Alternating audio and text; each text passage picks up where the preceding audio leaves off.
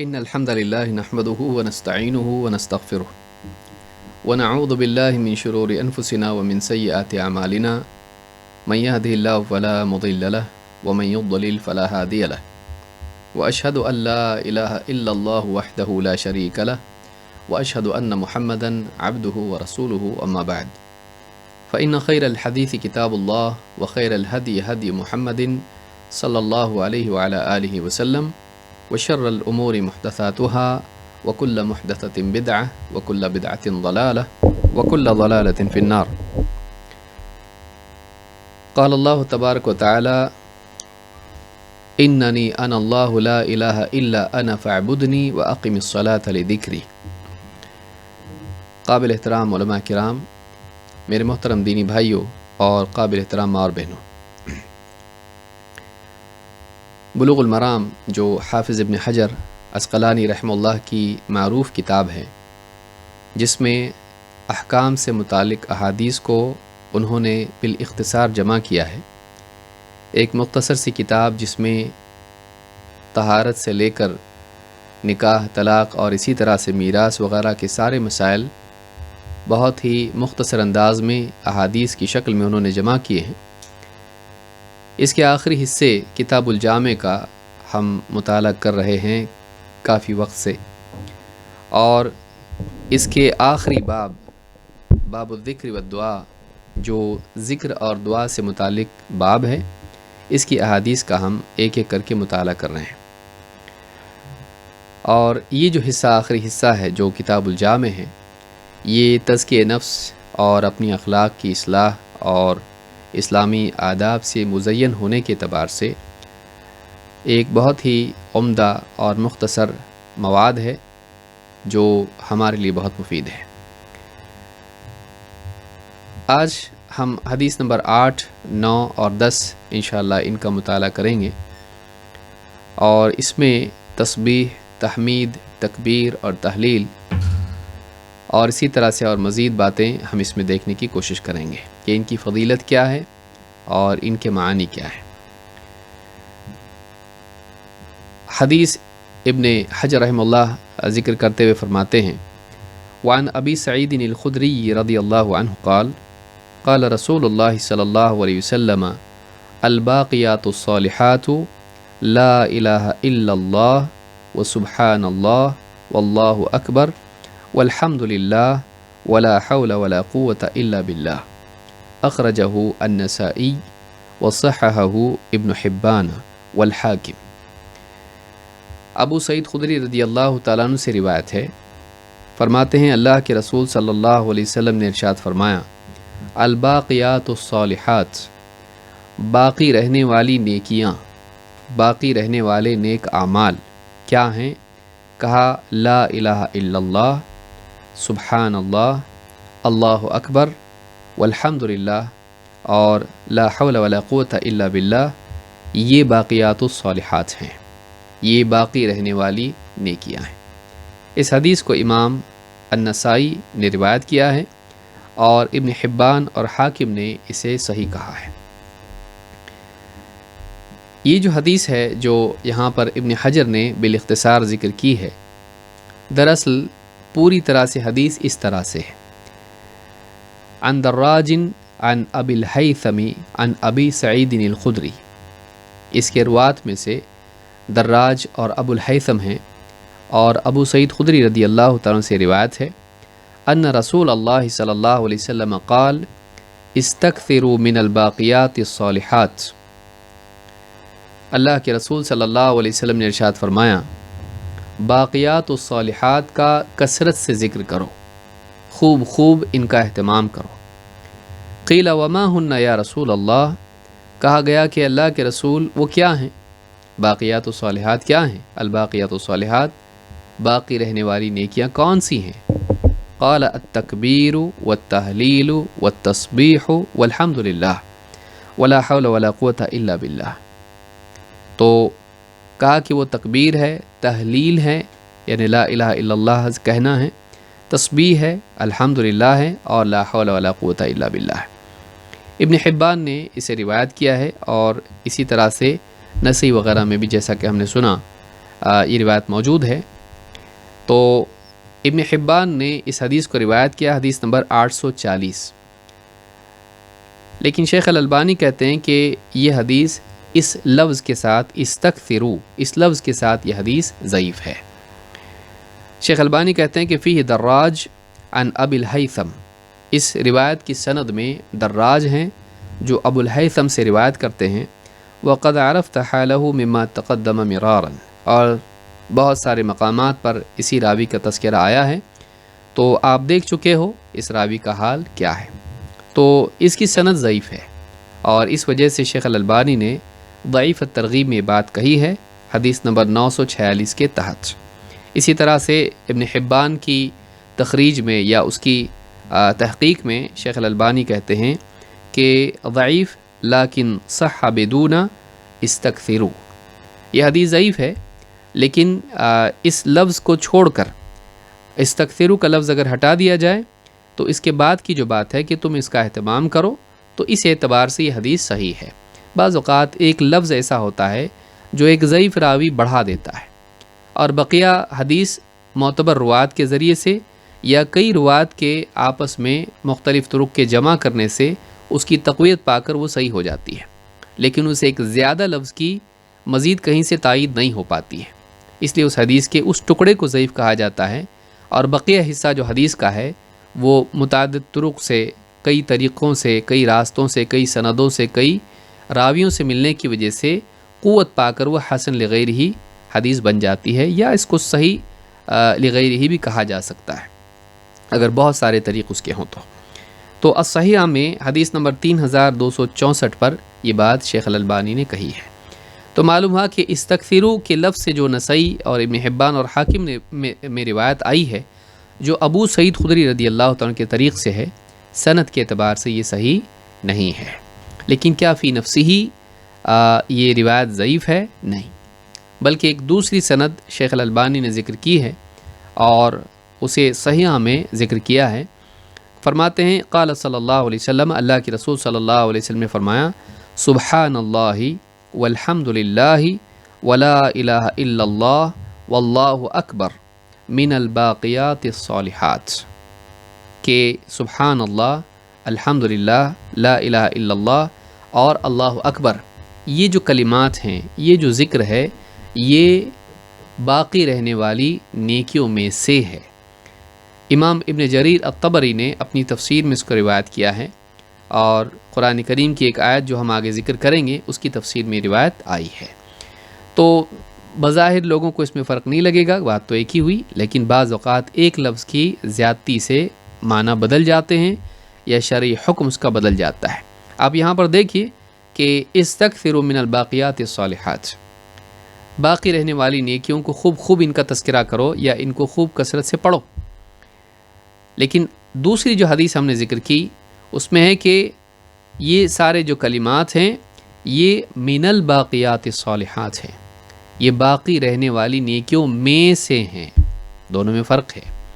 وہاں پر علی الاطلاق اس کو کہا گیا ہے کہ یہ باقی رہنے والی نیکیاں ہیں، لیکن اس حدیث میں جو دوسری حدیث میں نے ذکر کی اس میں بتایا جا رہا ہے کہ بہت ساری نیکیاں ایسی ہیں لیکن ان میں سے یہ بھی باقی رہنے والی نیکیوں میں سے ہے۔ تو من کی وجہ سے یہ چیز اس میں فرق پڑ جاتا ہے، تبعیض کی وجہ سے اس میں فرق پڑ جاتا ہے کہ اور بھی نیکیاں ایسی ہیں جو باقی رہنے والی ہیں، صرف یہی نہیں۔ سوال یہی پیدا ہوتا ہے کہ باقی رہنے والی نیکیاں تو کیا صرف یہ ذکر ہی باقی رہنے والا ہے؟ پھر نماز، روزہ، حج و زکوٰۃ، تو ان کا کیا معاملہ ہے؟ کیا یہ باقی نہیں رہیں گے؟ کیا صرف ذکر ہی باقی رہے گا؟ تو بعض اوقات فقہی اعتبار سے بھی حدیث میں یعنی منکر معنی پائے جاتے ہیں۔ تو اس راوی نے جس لفظ سے اس کو روایت کیا ہے تو اگرچہ اس کی تأویل ہو بھی سکتی ہے کہ من اس میں محذوف مانا جائے، لیکن چونکہ راوی ضعیف ہے اس وجہ سے اس کی تأویل کی ضرورت نہیں ہے۔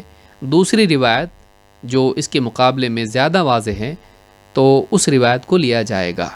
تو اس طرح سے یہ تفصیل میں بہت نہیں جانا چاہوں گا، اہل علم اس کو جانتے ہیں کہ اس طرح سے بعض اوقات ایک ٹکڑا حدیث کا ہوتا ہے جس کی زیادتی کی وجہ سے وہ حدیث ضعیف ہوتی ہے، منکر ہوتی ہے یا شاذ ہوتی ہے، اور بقیہ طرق سے دوسرے الفاظ میں روایت آتی ہے جو کہ زیادہ معتبر مانے جاتے ہیں۔ تو یہ جو بات ہے، یہ جو روایت ہے، اس کے تعلق سے شیخ الالبانی کہتے ہیں کہ صحیح بشواہدہ، بہت سارے شواہد ہیں، کئی صحابیوں سے روایت آئی ہے، اس اعتبار سے یہ حدیث صحیح ہے۔ اور الصحیحہ میں جلد نمبر 7 صفحہ نمبر 790 کے تحت حدیث نمبر اس صفحے پر حدیث نمبر 3264 کے تحت شیخ الالبانی نے اس روایت کو بھی ذکر کیا ہے۔ تو یہ روایت بتا دی کہ یہ نیکیاں، یہ اذکار سبحان اللہ والحمد للہ ولا الہ الا اللہ واللہ اکبر، یہ باقی رہنے والی نیکیوں میں سے ہیں، یہ ایسی نیکیوں میں سے ہیں جو باقی رہنے والی ہیں۔ اس کو دنیاوی نعمتوں کے مقابلے میں کہا گیا ہے، جیسا کہ آگے ہم دیکھیں گے۔ ایک اور روایت ہے جس میں اللہ کے نبی صلی اللہ علیہ وسلم نے فرمایا، ابو ہریرہ رضی اللہ تعالیٰ سے روایت ہے کہ قال رسول اللہ صلی اللہ علیہ وسلم خذوا جنتکم، اللہ کے رسول صلی اللہ علیہ وسلم نے فرمایا اپنی ڈھال لے لو، اپنا بچاؤ اختیار کر لو۔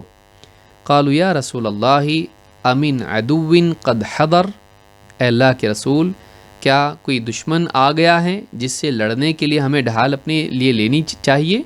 کیا دشمن حاضر ہو گیا ہے، جنگ کا معاملہ ہے، کیا ہم اپنی ڈھال لے لیں اپنے بچاؤ کے لیے؟ امن عدو قد حضر، قال لا، آپ نے کہا نہیں، ولکن جنتکم من النار، بلکہ جہنم کی آگ کے مقابلے میں اپنا بچاؤ اختیار کرو، جہنم کی آگ سے بچنے کے لیے سبب اور وسیلہ اور ذریعہ حاصل کر لو۔ اور پھر آپ نے فرمایا قول سبحان اللہ والحمد للہ ولا الہ الا اللہ واللہ اکبر، یہ ڈھال کیا ہے؟ سبحان اللہ والحمد للہ ولا الہ الا اللہ واللہ اکبر، یہ جو 4 کلمات ہیں یہ وہ ڈھال ہے جو جہنم کے مقابلے میں ہمارے لیے بچاؤ ہے۔ اور آپ نے فرمایا فَإِنَّهُنَّ يَأْتِينَ يَوْمَ الْقِيَامَةِ مُجَنِّبَاتٍ وَمُعَقِّبَاتٍ وَهُنَّ الْبَاقِيَاتُ الصَّالِحَاتُ، اور فرمایا کہ یہ جو کلمات ہیں، یہ جو 4 کلمات ہیں، یہ قیامت کے دن ایک آدمی یعنی اس کا ورد کرنے والا، ان کلمات کا اہتمام کرنے والا، اس کے ساتھ آئیں گی مجنبات، اس کی جانب دائیں بائیں، اس کے آگے پیچھے، اس طرح سے کلمات ہوں گے، یعنی اس کے لیے حفاظت بنیں گے۔ جیسے ایک لشکر ہوتا ہے، فوج ہوتی ہے، ایک فوجی کے آس پاس اس کی حفاظت کے لیے لوگ ہوتے ہیں، کمانڈر کے اطراف ہوتے ہیں، تو یہ جو کلمات ہیں قیامت کے دن اس کے بچاؤ، اس کا بچاؤ بنے گی۔ اسی لیے تو کہا نا کہ یعنی تم اپنے لیے ڈھال لے لو، تو قیامت کے دن جہنم کی آگ کے مقابلے میں یہ کلمات اس کے لیے، اس کی یعنی 4 جانب اس کے لیے بچاؤ بنیں گی۔ وہ معقبات، اور یہ یعنی قیامت کے دن اس کے لیے معقبات ہوں گی، یعنی ایسے کلمات، ان کو معقبات کہیں گے جو بار بار آدمی اس کا اہتمام کرے، صبح دوپہر شام، آج کل پرسوں، اس طرح سے ایک کے بعد ایک انسان بار بار کئی مرتبہ ان کا ورد کرتا ہے، تو یہ معقبات کے طور پر اس کے لیے یعنی حفاظت بنے گی اور اس کے لیے مجنبات ہوں گی۔ وَهُنَّ الْبَاقِيَاتُ الصَّالِحَاتُ، اور آپ نے فرمایا کہ یہ کلمات باقیات الصالحات ہیں، الباقیات الصالحات ہیں، یعنی باقی رہنے والے نیک اعمال میں سے ہیں۔ امام النسائی نے الکبریٰ میں اس کو روایت کیا ہے۔ امام النسائی کی 2 کتاب ہیں، المجتبی جو چھوٹی مختصر ہے، اور الکبریٰ ہے جو بڑی کتاب ہے۔ اس میں حدیث نمبر 10617 پر یہ روایت موجود ہے، اور اسی طرح سے امام حاکم اور امام البیہقی نے شعب الایمان میں، اور امام الطبرانی نے اسے الاوسط میں بھی روایت کیا ہے۔ صحیح ترغیب میں حدیث نمبر 1567، اور اسی طرح سے الصحیحہ میں حدیث نمبر 3264 کے تحت شیخ الالبانی کہتے ہیں کہ حدیث حسن درجے کی ہے، یعنی قابل اعتماد ہے، اس پر عمل کیا جا سکتا ہے، اس میں بتائی بات کو قبول کیا جا سکتا ہے، اس خبر کو مانا جا سکتا ہے۔ تو اس سے معلوم ہوتا ہے کہ یہ الباقیات الصالحات میں سے ہیں یہ کلمات، ایسا کئی روایت میں آیا ہے۔ ابو ہریرہ ہیں، اسی طرح سے یعنی ابو سعید خدری رضی اللہ تعالیٰ سے بھی ہیں، اور بھی صحابہ سے ان کلمات کا الباقیات الصالحات میں سے ہونا ثابت ہے۔ قرآن کریم میں اللہ تعالیٰ نے یہ لفظ ذکر کیا ہے الباقیات الصالحات، 2 جگہ یہ لفظ آیا ہے۔ مثال کے طور پر سورۃ الکہف میں آیت نمبر 46 میں اللہ تعالیٰ فرماتا ہے المال والبنون زینت الحیات الدنیا، مال اور بیٹے، مال اور اولاد دنیا کی زندگی کی زینت ہیں، دنیا کی زندگی کی زینت ہیں۔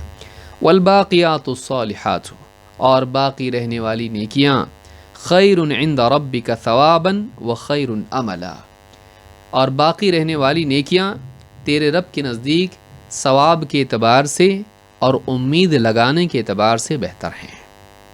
اجر و ثواب کے اعتبار سے، بدلے کے اعتبار سے زیادہ بہتر بدلہ اس کا ملے گا۔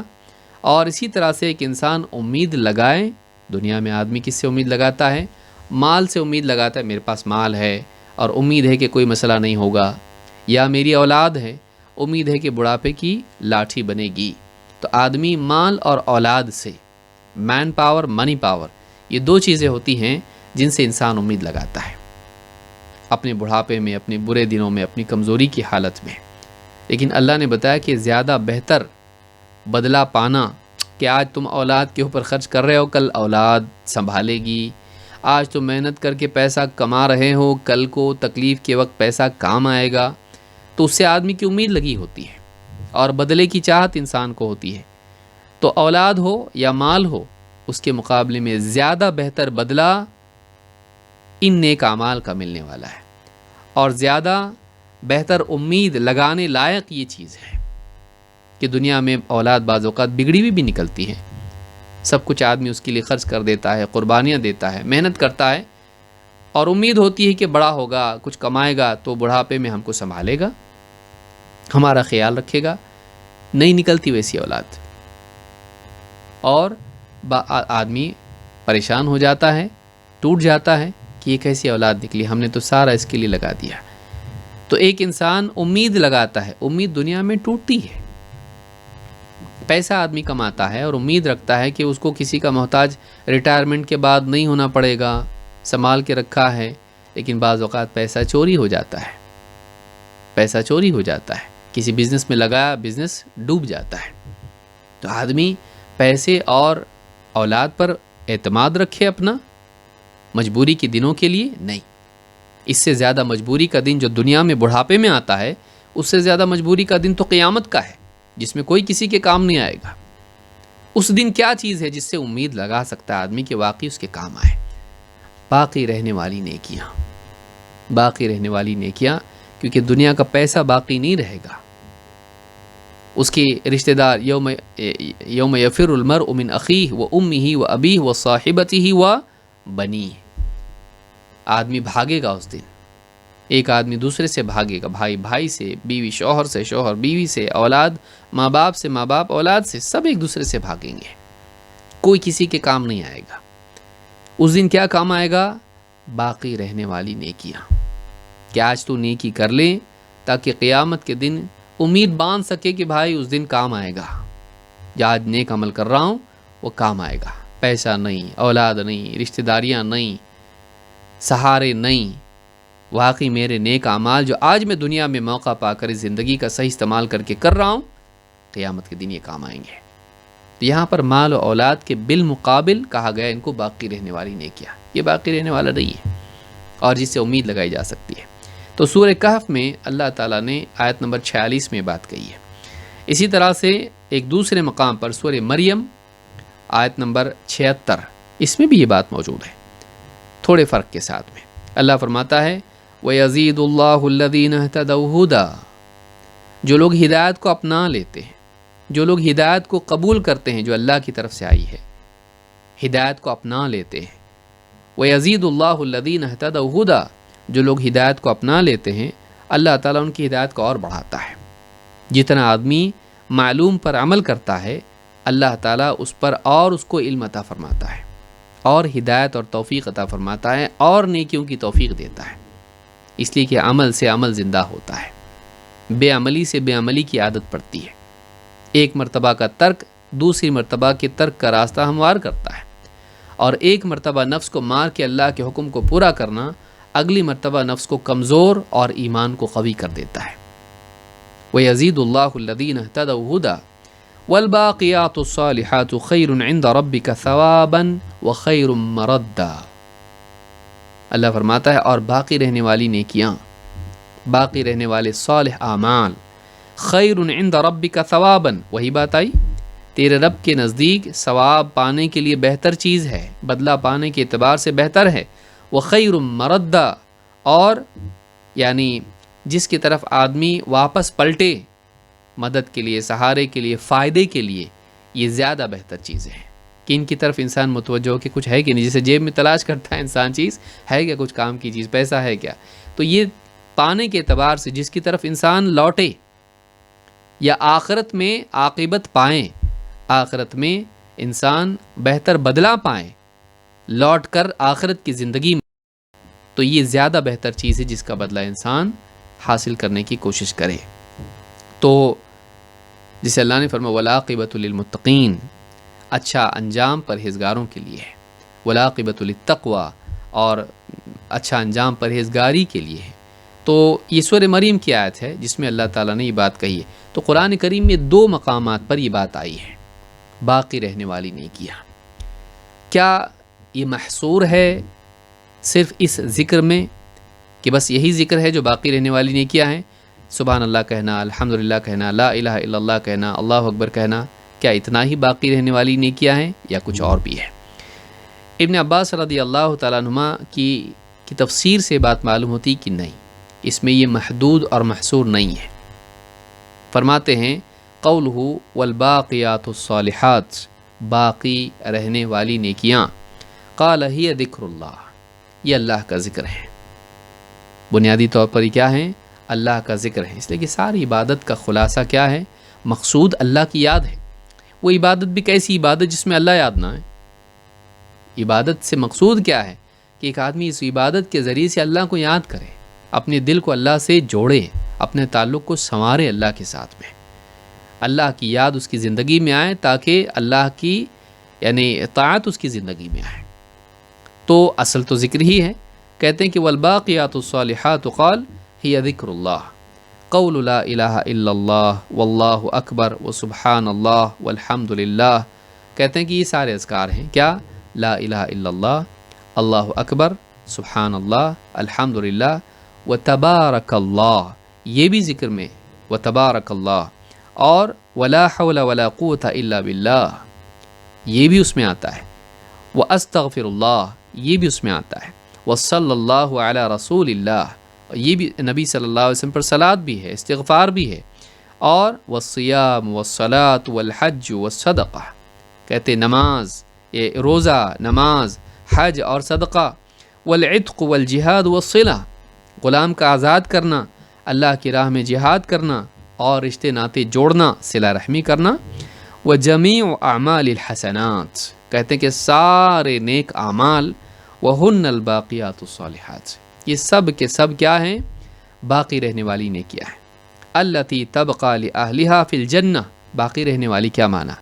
التی تبقى لأہلہا فی الجنہ، یہ جنتیوں کے لیے جنت میں باقی رہیں گی نیکیاں، ما دامت السماوات والارض، جب تک آسمان و زمین باقی ہیں یہ باقی رہیں گی، اس کا عمل ضائع نہیں کرے گا اللہ تعالیٰ۔ بلکہ آپ جانتے ہیں کہ جنت میں جنتی ذکر بھی کریں گے، اللہ کی تسبیح کریں گے، اللہ کی تحمید کریں گے، وہاں بھی ذکر ہوگا، وہاں بھی اللہ رب العالمین کا ذکر ہوگا، اللہ کا شکر ہوگا، اللہ کی حمد و ثنا وہاں بھی ہوگی۔ تو یہ ختم ہونے والا نہیں ہے۔ نیک انسان دنیا میں بھی کرتا تھا لیکن آخرت میں بھی وہ کرے گا، دنیا میں اللہ تعالیٰ کی حمد و ثنا ثواب کے لیے، اور وہاں اللہ کا انعام پا کر اللہ کے شکر کے طور پر اللہ تعالیٰ کا ذکر کرے گا۔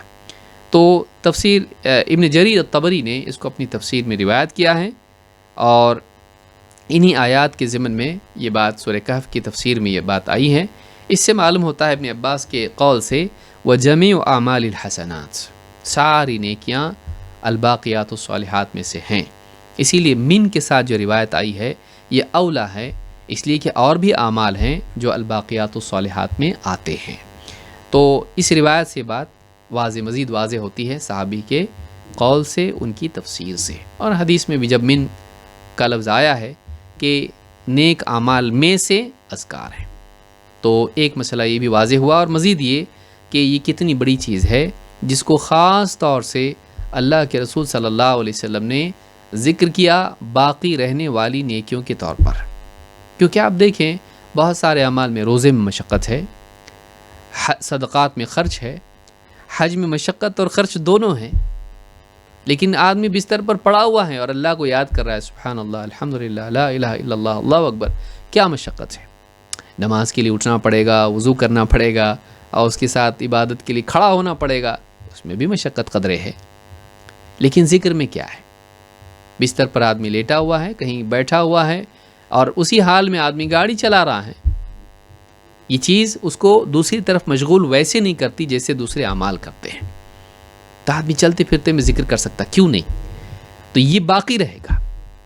دنیا بھر کی باتیں اس نے کی ہیں، کیا رہے گا اس میں؟ کیا کھایا، کیا پیا اور کیا پہنا، فلاں چیز کتنے میں اور فلاں چیز کتنے میں خریدی اور کتنے میں بکائی، فلاں حکومت کا کیا ہوا اور فلاں چیز کا کیا ہوا، دنیا بھر کی باتیں آدمی کرتا ہے۔ کیا یہ چیز باقی رہیں گی؟ بلکہ بہت ممکن ہے کہ یہ وبال بھی بن جائے۔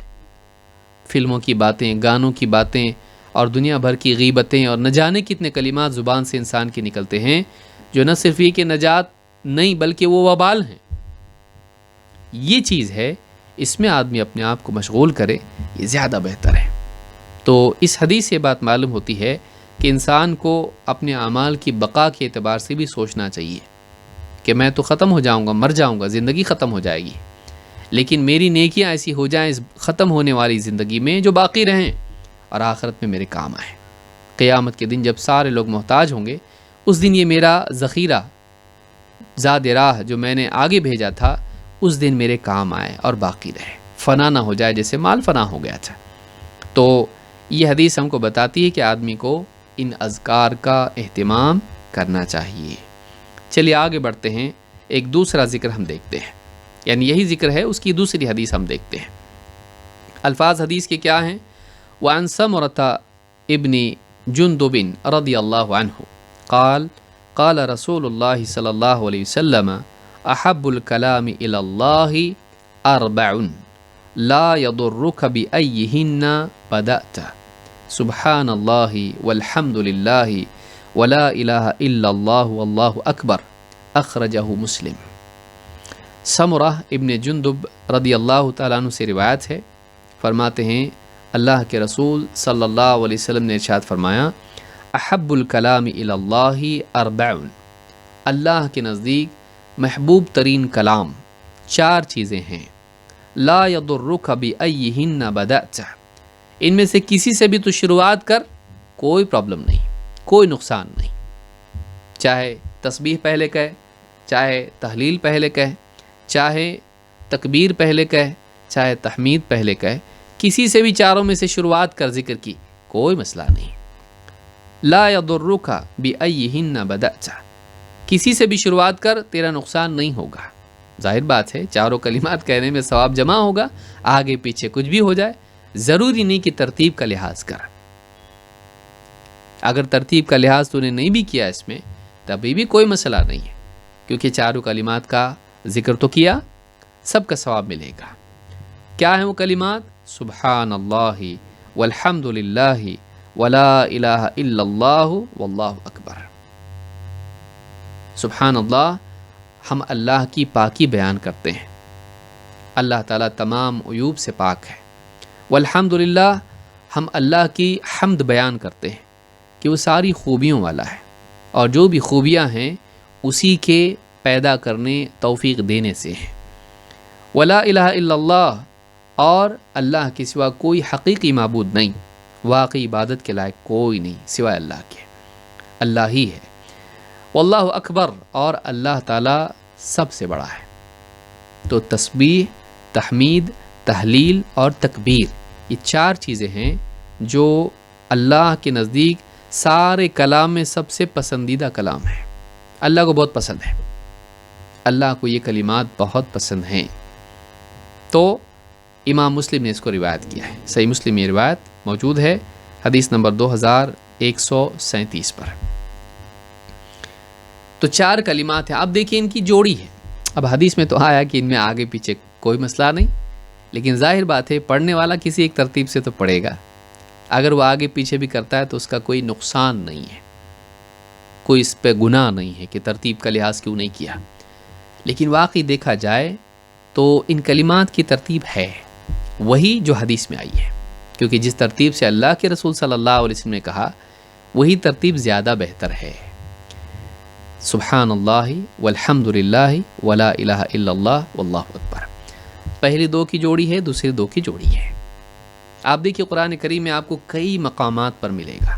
جیسے ایک مقام میں ذکر کرتا ہوں، سورۃ الحجر میں آیت نمبر 98 میں اللہ تعالیٰ نے فرمایا فَسَبِّحْ بِحَمْدِ رَبِّكَ وَكُن مِّنَ السَّاجِدِينَ. اے نبی اپنے رب کی پاکی بیان کیجئے اس کی حمد کے ساتھ، اور سجدہ کرنے والوں میں شامل ہو جائیے. تو یہاں پر اللہ نے کیا کہا؟ فَسَبِّحْ، پہلے حکم کس کا ہے؟ تسبیح کیجئے اس کی حمد کے ساتھ. تو ایسا کئی مقامات پر آپ کو ملے گا جہاں پر اللہ کی تسبیح اور اس کی تحمید ہے. کیوں؟ آپ دیکھیے ترتیب کیوں ہے، اللہ کی پاکی اور اس کی تعریف. سب سے پہلا کام ہے، ہم کلمہ لا الہ الا اللہ میں بھی کیا کرتے ہیں؟ کوئی عبادت کے لائق نہیں سوائے اللہ کے. تو اللہ کی پاکی بیان کی جائے، تمام عیوب سے وہ پاک ہے، سب سے پہلا کام یہ. پھر ساری خوبیوں والا اللہ ہے. جب دونوں جمع ہوتی ہیں، ابن حجر نے بھی بات کہی ہے، جب دونوں جمع ہو جائے تو یہ کامل تعریف ہوتی ہے کہ سارے عیوب سے پاکی بیان کی جائے، شریک سے پاک، اولاد سے پاک اور ساری چیزیں. اور پھر اس کے بعد اسی کے ساتھ اللہ کی ساری خوبیاں، وہ رحیم ہے، کریم ہے اور بادشاہ ہے اور سب کچھ جو اللہ کی خوبیاں ہیں. تو اللہ کے عیوب سے پاک ہونے کا تذکرہ اور پھر اللہ کی خوبیوں والا ہونے کا تذکرہ، یہ جوڑی ہے آپ کو عام طور سے احادیث میں ملے گی کہ پہلے تسبیح اس کے بعد تحمید. بلکہ آپ دیکھیے فرشتوں نے کیا کہا تھا، انسان کی پیدائش سے پہلے فرشتے کیسا ذکر کرتے تھے؟ نحن نسبح بحمدک ونقدس لک. اے اللہ ہم تیری تسبیح بیان کرتے ہیں تیری حمد کے ساتھ. وہ بھی کیا کرتے ہیں؟ پہلے تسبیح اور تحمید جوڑی ہے ان کی. ہم تیری تسبیح بیان کرتے ہیں تیری حمد کے ساتھ، اور تیری تقدیس بیان کرتے ہیں، تیرا مقدس ہونا اس کو ذکر کرتے ہیں. وہ القدوس ہے، مقدس ہے، پاک ہے، عظمت والا ہے. تو یہ دونوں کی جوڑی ہے. تو اللہ تعالیٰ کی تعریف ان دونوں کے جمع کرنے سے کی جاتی ہے کہ اللہ تعالیٰ تمام عیوب سے پاک ہے اور تمام خوبیوں والا ہے. تو یہ دونوں جمع ہوں تب جا کے واقعی تعریف ہوتی ہے، تسبیح اور تحمید. پھر دوسری جوڑی کیا ہے؟ تحلیل اور تکبیر. قرآن کریم میں سورۃ الاسراء میں، سورہ بنی اسرائیل میں آخری آیت نمبر 111 اللہ تعالیٰ فرماتا ہے وَقُلِ الْحَمْدُ لِلَّهِ الَّذِي لَمْ يَتَّخِذْ وَلَدًا وَلَمْ يَكُنْ لَهُ شَرِيكٌ فِي الْمُلْكِ وَلَمْ يَكُنْ لَهُ وَلِيٌّ مِّنَ الذُّلِّ وَكَبِّرْهُ تَكْبِيرًا.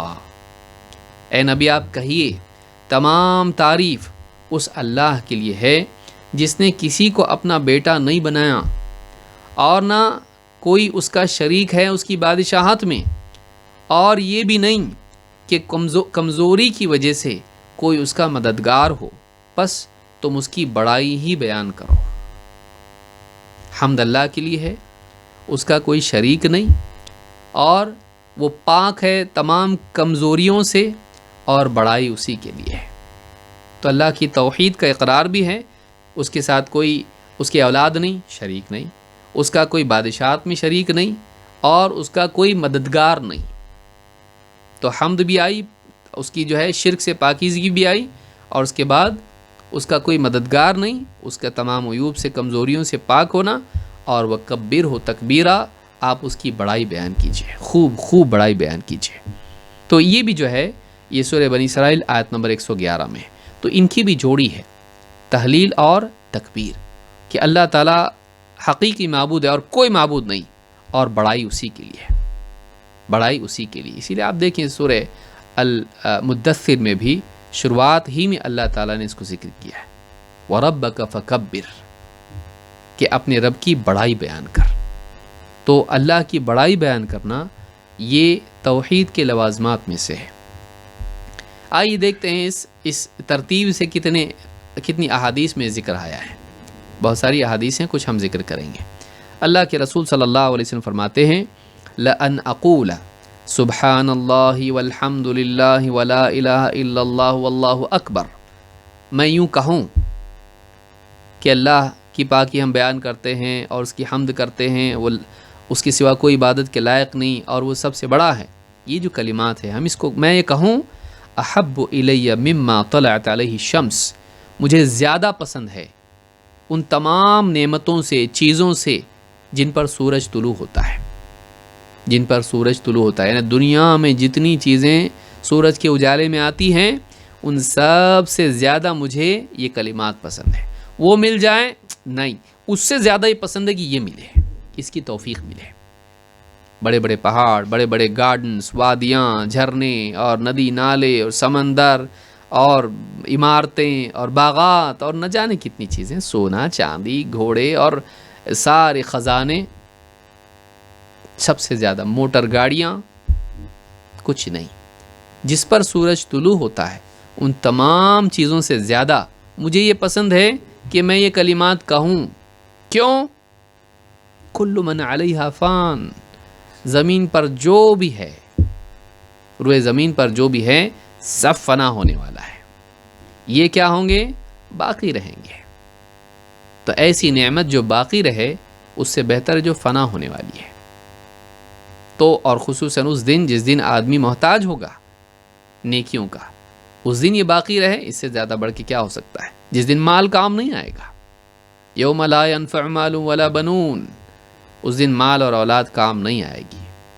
کیا کام آئے گا؟ نیکیاں کام آئیں گی۔ الا من اتى اللہ بقلب سلیم، ہاں مگر یہ کہ آدمی اس دن قلب سلیم لے کر آئے، ایسا دل جو اللہ کو یاد کرنے والا ہو، جو اللہ پر ایمان رکھنے والا ہو، جو اللہ سے محبت کرنے والا، اس سے خوف رکھنے والا ہو، اس کے سامنے ڈھہ جانے والا ہو، خشوع والا ہو، اس سے ڈرنے والا ہو، خشیت والا ہو۔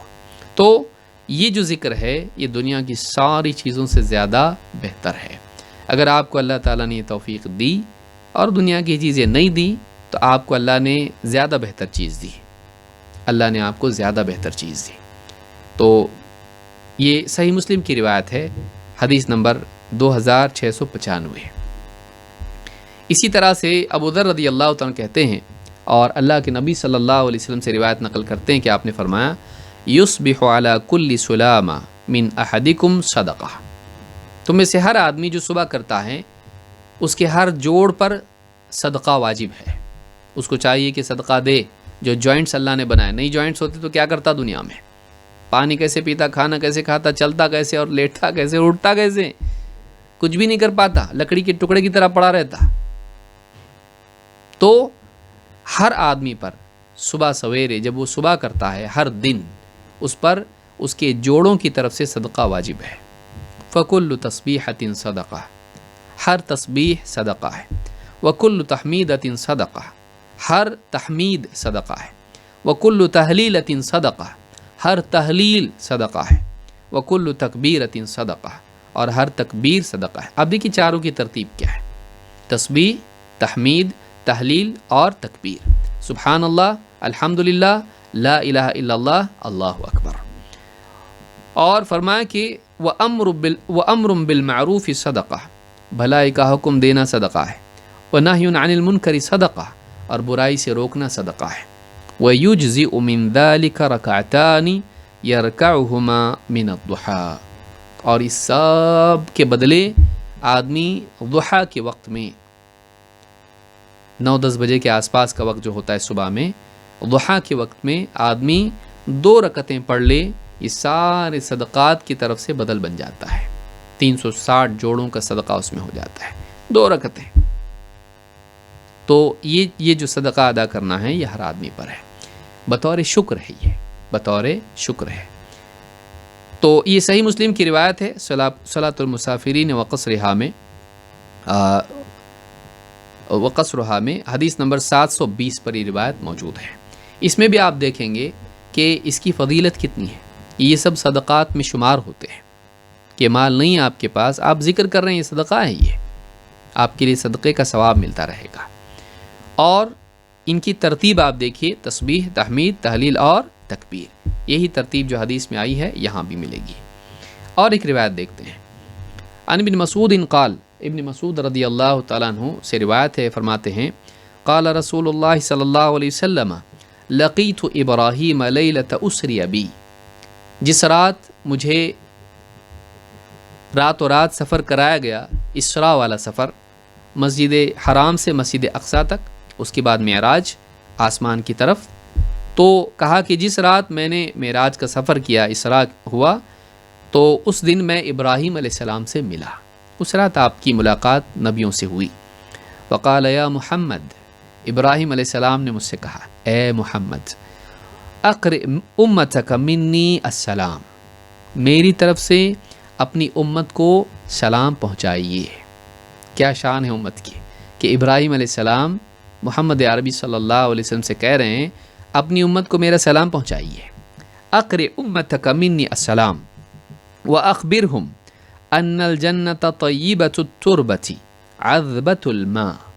और आप अपनी उम्मत को बताइए कि जन्नत की मिट्टी पाक है और उसका पानी मीठा है, उम्दा है।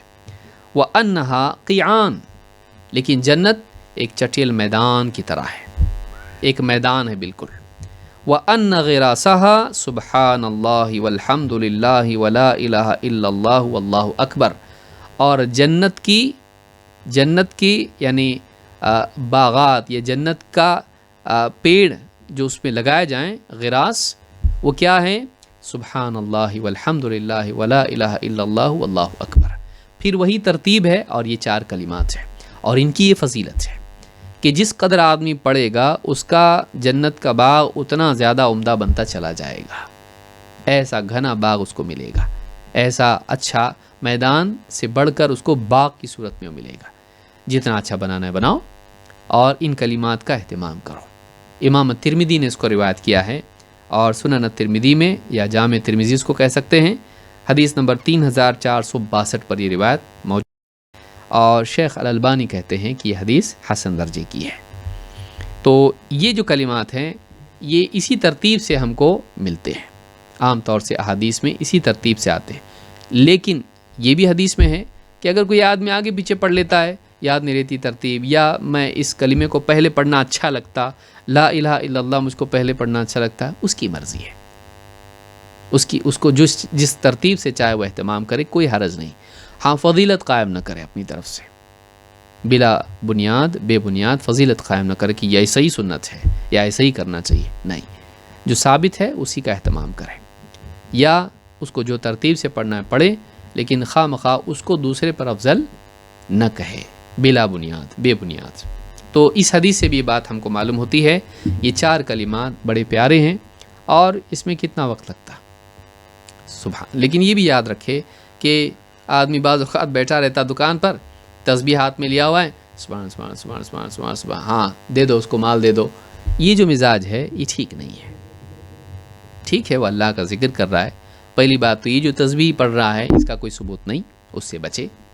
जो धागे में पिरे हुए दाने होते हैं, तो मनके जिसको कहते हैं, ये इस तरह की तस्बीह का सबूत हमारे पास नहीं है। अल्लाह के नबी सल्लल्लाहु अलैहि वसल्लम से बढ़ के अल्लाह को याद करने वाला कौन? लेकिन आपसे ये साबित नहीं है, सहाबा से भी साबित नहीं है, किसी भी रिवायत में इस तरह से सही रिवायत नहीं है ऐसी कोई। तो इससे बचें। और हदीस में क्या है? अपनी उंगलियों पर शुमार करो। कि आदमी उंगलियां बंद करता चला जाए, तो ये अक़्द इसको कहते हैं कि इस तरह से आदमी उंगलियों पर शुमार करे। क़यामत के दिन ये उसकी गवाही देंगी, बजाय इसके कि आदमी धागों पर और कंकरियों पर पढ़े, उसकी बजाय उंगलियों पर आदमी शुमार करें, इस तरह से उंगलियां बंद करे, अक़्द इसको कहते हैं। इस तरह से पढ़ना ये यानी अल्लाह के नबी सल्लल्लाहु अलैहि वसल्लम की सुन्नत है। उलमा ने इसी तरह से उसको बताया कि उंगलियां बंद करता चला जाए, तो ये अक़्द है। तो हदीस में भी इसी तरह से लफ्ज़ आया है जिसको अक़्द कहते हैं, बंद करना उंगलियां इस तरह से। तो इस हदीस से बात मालूम हुई कि ये कलिमात, इनका एहतमाम आदमी को करना चाहिए। और आदमी पढ़े तो सिर्फ ज़ुबानी नहीं, ज़ुबान के साथ साथ क़ल्ब की मुवाफ़क़त भी हो, उसका शऊर हो कि वो क्या कह रहा है। न सिर्फ उससे नेकी बढ़ेगी बल्कि उससे ईमान भी बढ़ेगा। लिहाजा इसका एहतमाम आदमी को करना चाहिए। आखिरी हदीस 10 मिनट। آخری حدیث بھی ہم لوگ دیکھ لیتے ہیں، وقت چونکہ ہمارے پاس ہے، انشاءاللہ ہم حدیث نمبر 10 کا بھی مطالعہ کر لیتے ہیں۔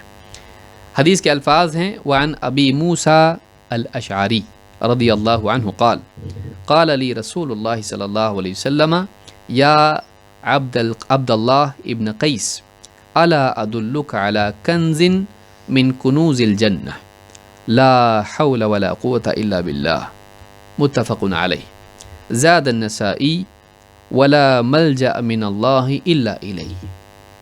ابن حجر رحمہ اللہ فرماتے ہیں کہ ابو موسیٰ اشعری رضی اللہ تعالیٰ عنہ سے روایت ہے کہ اللہ کے رسول صلی اللہ علیہ وسلم نے فرمایا، اے عبداللہ ابن قیس، ابو موسیٰ کنیت ہے لیکن نام ان کا کیا ہے؟ عبداللہ ابن قیس۔ کہا کہ اے عبداللہ ابن قیس، الا ادلک علی کنز من کنوز الجنہ، کیا میں تمہیں جنت کے خزانوں میں سے خزانہ نہ بتاؤں؟ جنت کے خزانوں میں سے ایک خزانہ تم کو نہیں بتاؤں؟ وہ کیا ہے؟ تو آپ نے جواب دیا لا حول ولا قوة الا باللہ، وہ یہ ہے لا حول ولا قوة الا باللہ۔ اس کلمے کا اہتمام کرنا بطور ذکر یہ جنت کے خزانوں میں سے خزانہ ہے۔ اس حدیث کو امام البخاری و مسلم دونوں نے روایت کیا ہے۔ اسی طرح سے ابن حجر رحمہ اللہ فرماتے ہیں نسائی نے یہ الفاظ اور زیادہ حدیث میں ذکر کیے ہیں کہ آپ نے فرمایا کہ یہ بھی کلمات جنت کے خزانوں میں سے ہیں۔ کون سے کلمات؟ ولا ملجأ من اللہ الا الیہ، ولا ملجأ من اللہ الا الیہ، کہ اللہ تیرے سوا کوئی نہیں ہے کہ آدمی وہاں پر کیا کرے؟ التجا کرے یا وہاں پناہ مانگے۔ لجا جس کو کہتے ہیں، ملجا کہتے ہیں پناہ کی جگہ، پناہ کی جگہ جہاں آدمی پرابلم آئے، کچھ دشمن اس کے پیچھے لگے ہیں، جا کے مجھے بچاؤ، پناہ لے، تو جہاں حفاظت اس کی ہو اس کو ملجا کہتے ہیں۔ اے اللہ تیرے سوا کوئی پناہ کی جگہ یا تیرے سوا کوئی پناہ دینے والا نہیں ہے۔ تو یہ نسائی نے روایت کیا ہے، لیکن اس میں تفصیل دیکھنا ضروری ہے۔ آئیے دیکھتے ہیں۔ سب سے پہلی چیز تو یہ کہ اسی معنی میں روایتیں کون سی ہمارے سامنے ہیں۔ ایک حدیث میں اللہ کے نبی صلی اللہ علیہ وسلم فرماتے ہیں اکثروا من قول لا حول ولا قوة الا باللہ، لا حول ولا قوة الا باللہ کا قول کثرت سے اس کا اہتمام کرو، اس ذکر کا کثرت سے اہتمام کرو۔ فإنها کنز من کنوز الجنہ، فإنها کنز من کنوز الجنہ، اس لیے کہ یہ جنت کے خزانوں میں سے ایک خزانہ ہے۔ اس حدیث کو امام احمد، ترمذی اور امام ابن سعد نے الطبقات میں اس کو روایت کیا ہے، اور الصحیحہ میں حدیث نمبر 1528 پر اور صحیح الجامع صغیر میں حدیث نمبر 1214 پر شیخ البانی کہتے ہیں کہ حدیث صحیح ہے۔ اسی طرح سے ایک اور حدیث ہے، آپ نے فرمایا اکثروا من غرس الجنہ، جنت کی کیاریاں، جنت کے پودے، ان کا خوب اہتمام کرو، یعنی پودے لگاؤ جنت میں۔ فَإِنَّهُ عَذْبٌ مَاؤُهَا طَيِّبٌ تُرَابُهَا، اس لیے کہ جنت کا پانی میٹھا اور اس کی مٹی بڑی عمدہ ہے۔ فَأَكْثِرُوا مِنْ غِرَاسِهَا، اس میں خوب خوب تم پودے لگاؤ۔ لا حول ولا قوة الا باللہ، اس ورد کا اہتمام کرو، ان کلمات کا اہتمام کرو۔ امام الطبرانی نے الکبیر میں اس کو روایت کیا ہے، اور صحیح الجامع صغیر حدیث نمبر 1213 حدیث حسن درجے کی ہے۔ اسی طرح سے قیس ابن سعد ابن عبادہ کہتے ہیں ان اباہ دفعہ الی النبی صلی اللہ علیہ وسلم یخدمہ، سعد ابن عبادہ صحابی ہیں، ان کے بیٹے کہتے ہیں کہ ان کے والد صاحب نے، صحابی نے انہیں نبی صلی اللہ علیہ وسلم کی طرف بھیجا، آپ کے پاس بھیجا، جاؤ نبی صلی اللہ علیہ وسلم کی خدمت کرو، خدمت کے لیے آپ کے پاس بھیجا۔ قال فمر بی النبی صلی اللہ علیہ وسلم وقد صلیت، میں یعنی نماز پڑھ کے بس یعنی لیٹا ہوا تھا یا بیٹھا ہوا تھا، تو اللہ کے نبی صلی اللہ علیہ وسلم میرے پاس سے گزرے۔ فضربنی برجلہ، آپ نے پاؤں سے مجھے چھوا، اور وقال الا ادلک علی باب من ابواب الجنہ، کہا میں تمہیں جنت کے دروازوں میں سے دروازہ بتاؤں؟ قلت بلا، میں نے کہا بالکل بتائیے۔ قال لا حول ولا قوة الا باللہ، آپ نے کہا یہ جو کلمہ ہے لا حول ولا قوت الا باللہ یہ جنت کا دروازہ ہے، یعنی اس کا اہتمام کرنا جنت میں داخلے کا ذریعہ ہے۔ اس حدیث کو امام احمد، ترمذی اور حاکم نے روایت کیا ہے۔ صحیح الجامع صغیر حدیث نمبر 2610، حدیث صحیح ہے۔ اسی طرح سے ایک اور روایت ہے، ابو ہریرہ رضی اللہ عنہ کہتے ہیں ان رسول اللہ صلی اللہ علیہ وسلم قال الا اعلمک او قال الا ادلک علی کلمۃ من تحت العرش من کنز الجنہ۔ فرماتے ہیں ابو ہریرہ رضی اللہ عنہ، آپ نے فرمایا اللہ کے رسول صلی اللہ علیہ وسلم نے، کیا میں تمہیں سکھاؤں، کیا میں تمہیں نہ سکھاؤں یا نہ بتاؤں ایک ایسا کلمہ، ایک ایسا جملہ جو من تحت العرش من کنز الجنہ، جو عرش کے نیچے سے ملا ہے اور جنت کے خزانوں میں سے ملا ہے، جو عرش کے نیچے جنت کے خزانوں میں سے ہے۔ کیا ہے وہ؟ تقول لا حول ولا قوت الا باللہ، تو بس اتنا کہہ لا حول ولا قوت الا باللہ، فیقول اللہ عز وجل، جب تو ایسا کہتا ہے تو اللہ تعالیٰ فرماتا ہے اسلم عبدی واستسلم، میرے بندے نے میری فرما برداری اختیار کی اور اس نے مجھ سے سلامتی طلب کی اور وہ سلامت ہو گیا۔ تو اس کلمہ کی بنیاد پر اللہ کی طرف سے حفاظت انسان کو ملتی ہے اور انسان اللہ تعالیٰ کے فرما برداروں میں شامل ہو جاتا ہے، کیونکہ اس میں بہت بڑی بات بیان کی گئی ہے۔ اس حدیث کو امام حاکم نے روایت کیا ہے، صحیح الجامع صغیر حدیث نمبر 2614۔ یہ جو کلمہ ہے لا حول ولا قوت الا باللہ، اس کا مطلب کیا ہے؟ ہمارے یہاں تو کوئی بری بات سنے تو بولتے اس طرح سے، ایسا آدمی آ گئے جو پسند لا حول ولا قوت، دیکھو آ گیا یہ مصیبت آئی، یا کوئی موت کا نام لے لے، لا حول، کیا بول رہے ہوں۔ تو اس طرح سے جو ہے ہمارے ہاں کوئی بری بات کے ساتھ اس کو جوڑ دیا گیا ہے۔ تو کوئی آدمی اگر بعد میں کہے لا حول ولا قوت تو کوئی سمجھتا کچھ غلط بولا کہ میں، تو یہ جو مزاج بنا ہوا ہے ایسا نہیں ہے۔ یہ جو کلمہ ہے اس کا کیا مطلب ہے؟ لا حول ولا قوت الا باللہ۔ ابن تیمیہ رحمۃ اللہ علیہ نے اس کو سمجھایا ہے، کیا کہتے ہیں آپ سن لیں اس کو۔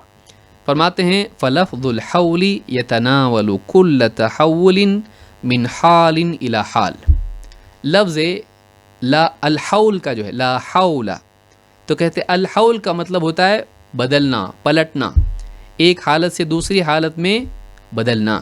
کہتے یہ سارے تحول کو شامل ہے، ایک حالت سے دوسری حالت میں جانا، ایک سچویشن سے دوسری سچویشن، ایک حال سے دوسرے حال میں جانا، ساری چیزیں آتی ہیں، بیماری سے شفا، گناہ گاری سے اور اسی طرح سے شر سے خیر، مصیبت سے نجات، سارے تحول اس میں آتے ہیں، سارا ایک حال سے دوسرے حال میں جانا سب آتا ہے اس میں۔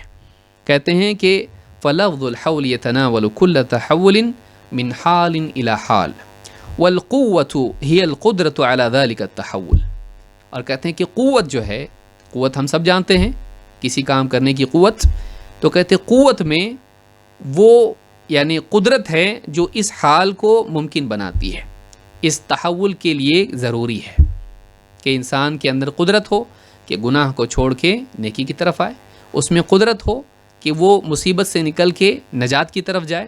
یہ جو قدرت ہے یا نیک اعمال کرے وہ، اس کی قدرت انسان کو ملنا ہر تحول کے لیے، ایک حالت سے دوسری حال، غفلت سے ذکر کی طرف اور آرام سے عبادت کی طرف، جتنے تحولات ہیں، ناکامی سے کامیابی کی طرف، یہ سارا تحول اور اس کی قوت اور قدرت انسان کو، یہ دونوں اس میں آتی ہے، لا حول ولا قوت، سب اس میں آتا ہے۔ وَدَلَّتْ هَذِهِ الْكَلِمَةُ الْعَظِيمَةُ عَلَىٰ أَنَّهُ لَيْسَ لِلْعَالَمِ الْعُلْوِي وَالسُّفْلِ حَرَكَةٌ وَتَحَوُّلٌ مِنْ حَالٍ إِلَىٰ حَالٍ وَلَا قُدْرَةَ عَلَىٰ ذَلِكَ إِلَّا بِاللَّهِ، چاہے اوپر کی دنیا ہو، نیچے کی دنیا ہو، آسمان ہو، زمین ہو، اس میں کوئی بھی حرکت اور کوئی بھی تبدیلی جو بھی ہوتی ہے، ایک حالت سے دوسری حالت میں جانا یا کسی اچھے کام کی قدرت پانا یا کسی کام کی قدرت پانا، اللہ کی توفیق اور اس کی عطا کیے بغیر نہیں ہوتا۔ اللہ کے بدلے بغیر حالات نہیں بدلتے، اللہ کی دیے بغیر قدرت نہیں ملتی، یہ مطلب اس کا ہے۔ کہتے ہیں کہ وہ من الناس من يفسر ذلك بمعنى خاص بعض لوگوں نے یہ بھی کہا ہے کہ ایک خاص مطلب اس کا ہے کیا؟ فَيَقُولُ لَا حَوْلَ مِن مَعْصِيَتِهِ إِلَّا بِعِصْمَتِهِ وَلَا قُوَّةَ عَلَى طَاعَتِهِ إِلَّا بِمَعُونَتِهِ۔ بعض علماء کا کہنا ہے اس کا مطلب یہ ہے کہ گناہ چھوڑ کے انسان کا نیکی کی طرف آنا، گناہ چھوڑنا، یہ اللہ کی توفیق کے بغیر نہیں ہو سکتا ہے، اس کی عصمت بچائے بغیر نہیں ہو سکتا ہے، اور نیکی کی قوت پانا اللہ کی توفیق کے بغیر نہیں ہو سکتا ہے۔ تو تحول کو انہوں نے جوڑا معصیت سے پلٹنے میں، اور قوت کو انہوں نے جوڑا نیکی کی قوت میں۔ کہتے ہیں کہ والصواب الذی علیہ الجمہور هو التفسیر الاول، کہتے ہیں کہ صحیح بات اس میں یہ ہے جس پر جمہور ہیں، جو پہلی بات ہم نے ذکر کی، یہ خاص نہیں ہے نیکی اور گناہ کے ساتھ۔ وهو الذی يدل علیہ اللفظ، کہتے ہیں کہ جو ذکر کے الفاظ ہیں وہ خود بتا رہے ہیں کہ ساری چیزیں اس میں شامل ہیں، صرف نیکی اور گناہ کا معاملہ نہیں ہے۔ بیماری، صحت، کامیابی، ناکامی، یہ سارے تحولات اس میں ہوتے ہیں۔ فَإِنَّ الْحَوْلَ لَا يَخْتَصُّ بِالْحَوْلِ عَنِ الْمَعْصِيَةِ وَكَذَلِكَ الْقُوَّةُ لَا تَخْتَصُّ بِالْقُوَّةِ عَلَى الطَّاعَةِ، کہتے حول صرف معصیت سے پلٹنے کے لیے خاص نہیں ہے، اور قوت صرف نیکی کا کام کرنے کی قوت نہیں ہے۔ دنیا کے کام کرنے کی قوت کون دیتا ہے؟ اللہ نہیں دیتا۔ بستر سے اٹھ کے آدمی کام کاج کے لیے جائے، عورتیں اٹھ کے گھر کا کام کریں، تو یہ قوت کہاں سے ملتی ہے؟ اللہ کے دینے سے۔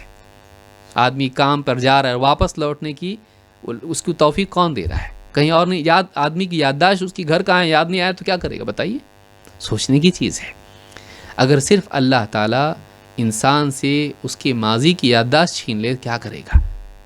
آگے جو بھی کر رہا ہے پچھلا یاد نہیں رہتا، کتنا خطرہ ہے انسان کی۔ سوچئے جسٹ، ایک آدمی پیسے دیا یاد نہیں رہا، کیا لینا یاد نہیں آ رہا، کیا ہوگا انسان کا؟